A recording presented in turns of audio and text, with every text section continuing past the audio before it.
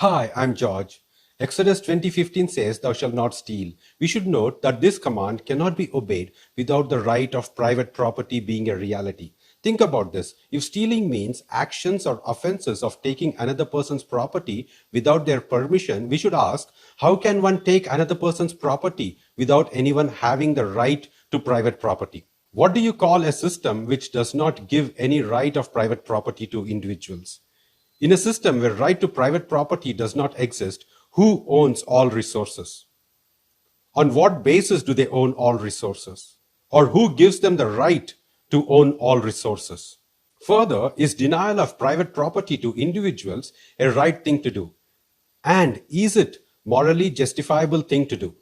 We know the reality and existence of resources in the form of natural resources and man-made resources. Natural resources like land, water resources, mineral resources, marine resources, forests, wildlife, renewable energy sources, infrastructure, buildings and real estate, vehicle and transportation equipment, technology and communication networks.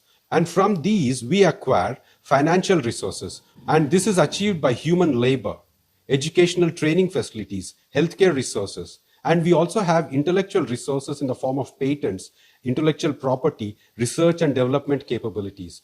And we also have today's oil, data, and information. Or who is owning all these things when private property is illegal? How will we use all these resources when people do not have the right to private property?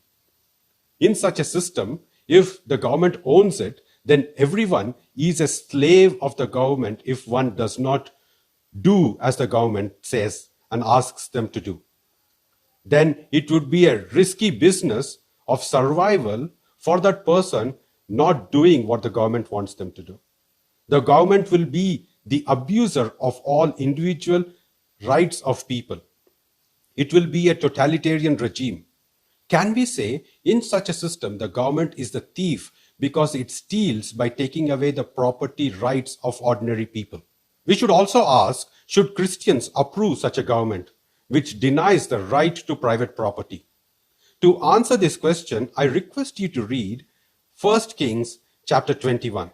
Finally, we should ask, should the New Testament church not imitate Elijah in calling out the sins of the state?